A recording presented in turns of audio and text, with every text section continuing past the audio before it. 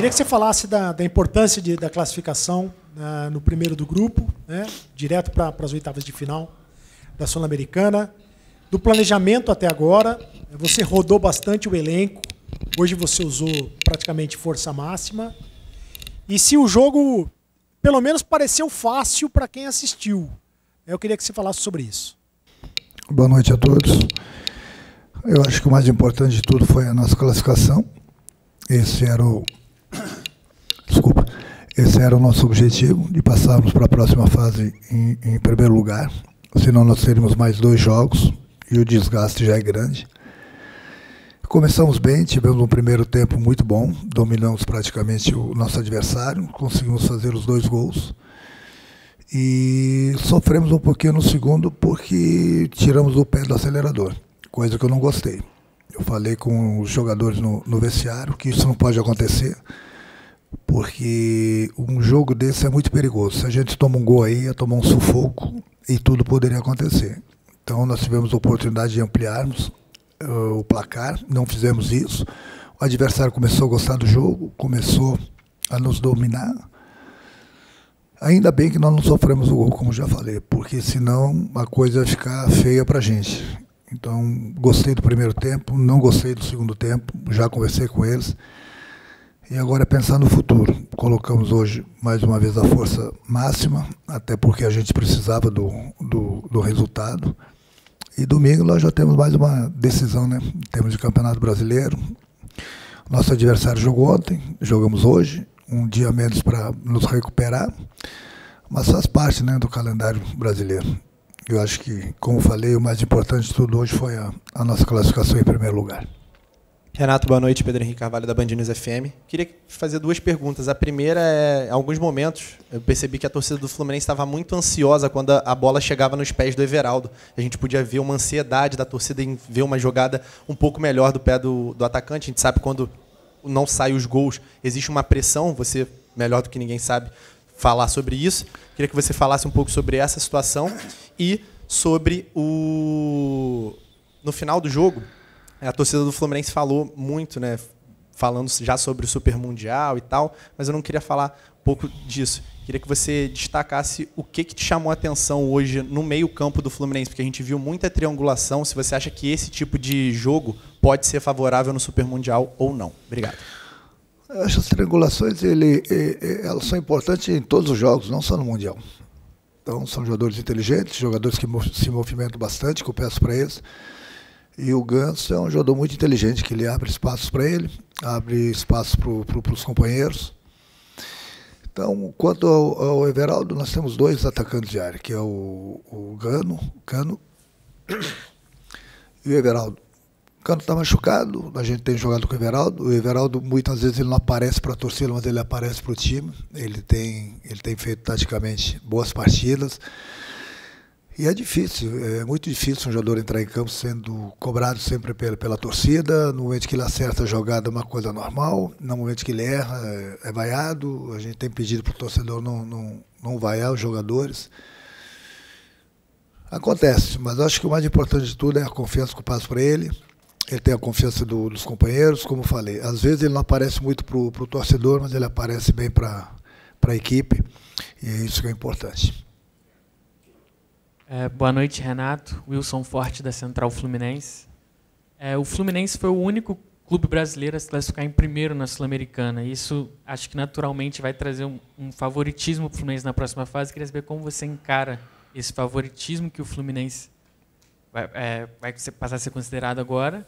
E queria que você comentasse rapidamente sobre a situação do Keno, que é um jogador que tem ficado fora dos jogos. Se preocupa, se tem alguma previsão? Não, o Fluminense, qualquer equipe não pode ser considerado favorito, independente da competição, seja Campeonato Brasileiro, seja Copa do Brasil, seja Libertadores, seja Sul-Americana. Nós passamos em primeiro lugar porque nós trabalhamos, fizemos as coisas certas e conseguimos o nosso objetivo, que era a classificação. Isso não quer dizer que as outras equipes que não se classificaram, de repente tem mais 2 jogos para se classificar, agora vem as equipes fortes da Libertadores que não se classificaram. Não existe favoritismo no futebol. Eu acho que, eu sempre falo para vocês, eu vejo todos os jogos, é só vocês assistirem todos os jogos aí. dessa competição, de outras competições. Quando eu falo que o futebol brasileiro está muito nivelado, é exatamente por isso. Um time de primeira tem dificuldade para vencer um time de terceira, quarta divisão. Entendeu? Ontem eu vi, não é que eu queira falar do adversário, mas ontem eu vi o Flamengo com quase 70 mil pessoas no Maracanã sofrendo. Entendeu? Então, a palavra favorito não existe mais no futebol. Ela não existe mais no futebol. Ela pode existir na cabeça de um ou outro jornalista que faz parte, na cabeça de um ou outro torcedor que faz parte. Agora, nós profissionais dentro do clube, de maneira alguma, não existe favoritismo. Até porque, eu falo, não tem uma equipe se destacando, atropelando todo mundo. Não tem mais, pode ver. Dificilmente você vê uma goleada hoje no futebol. Por quê? Porque está muito nivelado o futebol. Então, aonde que existe a palavra favoritismo? Não que você esteja falando, que você fez uma boa pergunta, mas não existe mais favoritismo. Esquece que não tem mais. Quanto ao Keno, ele vem tratando, ele vem treinando. Há uns dias atrás ele voltou para o campo, voltou a sentir. Eles estão tendo todo o cuidado com ele. Ele tem feito tratamento, voltou novamente para o campo. E agora vamos esperar a reação do corpo dele, né? É ele que vai nos dizer se ele está 100% ou não. A gente está tendo todo o cuidado com ele, tanto o departamento médico, como a preparação física, a comissão técnica.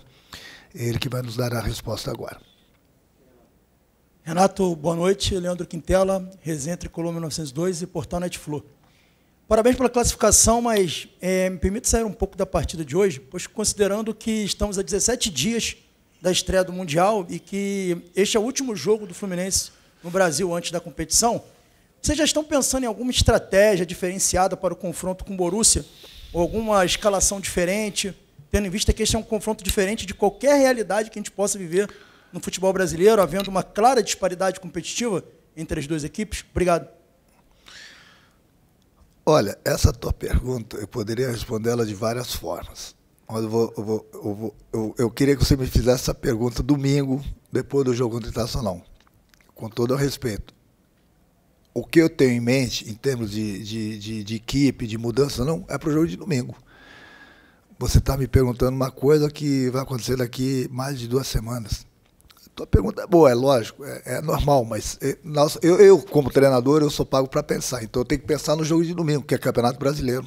É mais uma decisão que a gente tem, são mais 3 pontos em jogo, entendeu? Aí sim, após a partida do Internacional, aí a gente começa a pensar no Mundial. A gente sabe que são equipes fortíssimas que estarão lá, mas o Fluminense também vai forte, pode ter certeza disso. Mas quanto ao Mundial, a gente começa a pensar a partir da próxima segunda-feira. Até lá, a partir de agora, a gente começa a pensar no Internacional. Boa noite, Renato. Fernando Silva. A partir dos 28 do segundo tempo, eu reparei você muito agitado no campo, cobrando realmente. 2-0 é um placar que você toma um gol, você já começa a ficar mais preocupado, mas ainda é um placar que dá para segurar ainda. E desse momento, até os 38, eu pude perceber os 10 jogadores no campo de defesa. Você acha que naquele momento ali a equipe ficou ansiosa para poder, de repente, fazer os 3-0? Você acha que falta um pouquinho mais de tranquilidade nesse momento da partida? Principalmente numas 2, 3 chances que o Fluminense teve nesse período para poder fazer o terceiro gol. Sim, perfeito, mas o problema é que a gente estava dando muito espaço ao nosso adversário, a gente estava construindo, a gente não estava conseguindo fazer o terceiro gol, o adversário estava jogando o tudo ou nada, o adversário tomando o terceiro para ele não ia fazer diferença nenhuma, ele estava tentando achar o primeiro gol para entrar em definitivo no jogo, e esses espaços que eu não queria que a gente desse para eles. Então nós recuamos um pouco sim, justamente para a gente não dar esse espaço ao adversário, e no momento que a gente recuperasse a bola, a gente teria espaço para contra-atacar. Foi a coisa que aconteceu nos últimos 2, 3 minutos, mas o meu time teve muito abaixo no segundo tempo. Não pode acontecer isso. O que teria que acontecer foi no jogo de domingo contra o Vasco, a mesma coisa. A tensão durante os 90 minutos, a entrega durante os 90 minutos, as atitudes que eles tomaram durante os 90 minutos. O jogo de futebol ele não se transforma em 45 minutos. Então, o meu medo era que a gente tomasse um gol. Se tomássemos um gol, nós iríamos sofrer, e muito.